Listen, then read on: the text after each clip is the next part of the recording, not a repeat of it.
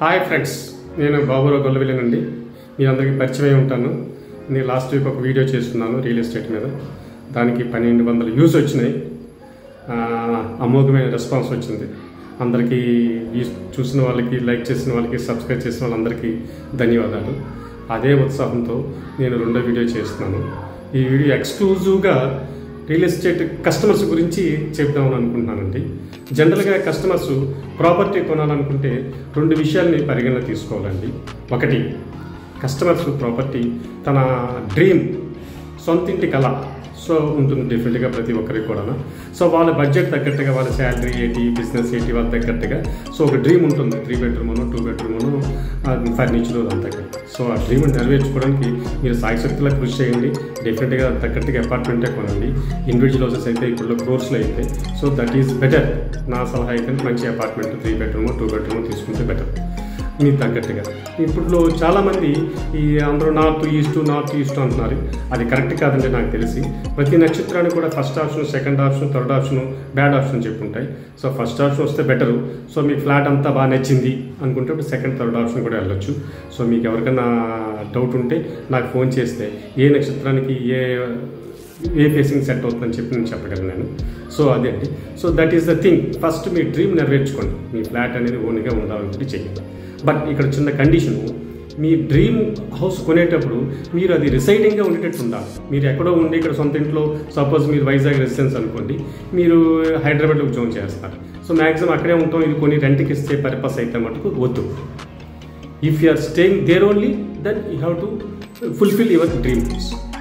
So అలా కాకుండా ఏదో మనకి శాలరీ ఉంది ఇన్వెస్ట్మెంట్కి అనుకునేటప్పుడు apartment is not at all advisable అండి. ఎందుకంటే అపార్ట్మెంట్ కొన్ని రెంట్కి ఇస్తే ఆ టెనెంట్స్ కూడా మనంతా సున్నితంగా యూజ్ చేయరు.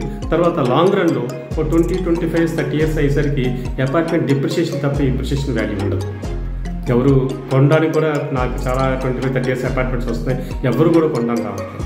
ఎందుకు మీరు ఆలోచించండి. మీరు కొనగలరా కొనాలనుకుంటే అపార్ట్మెంట్? సో ఇన్వెస్ట్మెంట్ పర్పస్ మీద అది కరెక్ట్ కాదు. చాలామంది ఏంటంటే రెంట్ వస్తుంది కదా, ఈఎంఐలో కొంత కవర్ అయిపోతుందని చెప్పి అనుకుంటారు. అది కూడా కరెక్ట్ కాదు. సపోజ్ ఒక 2 బెడ్రూమ్ ఫ్లాట్ మన వైజాగ్ 70 లక్షలు 60 లక్షల వరకు పలుకుతుంది.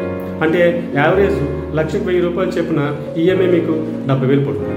అదే రెంట్కి ఇస్తే 10,000 మించుతారు. So 60,000 you have to pay on your pocket. So 10,000 గురించి ఏదో ఈఎంఐ కవర్ అవుతుంది అనుకోవడం కరెక్ట్ కాదు. సో అందుకే ఇన్వెస్ట్మెంట్ పర్పస్ మీద for your better choice you go for site. ఎప్పుడు ప్లాట్ కొనుక్కోండి, పంచాయతీ అధికారులు ఎప్పుడు ప్లాట్ కొనుక్కుంటే అది కూడా లాంగ్ విజన్లో ఆలోచించుకుంటే బెటర్.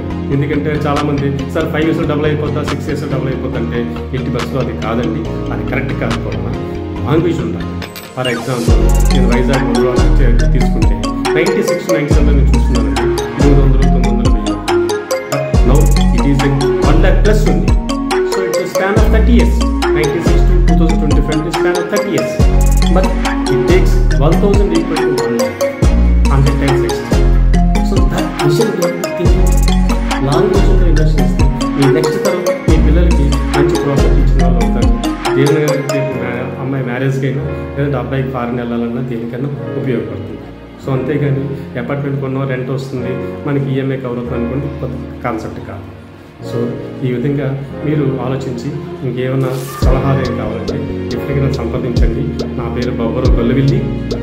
నా mobile number 9246643439. Thank you audience.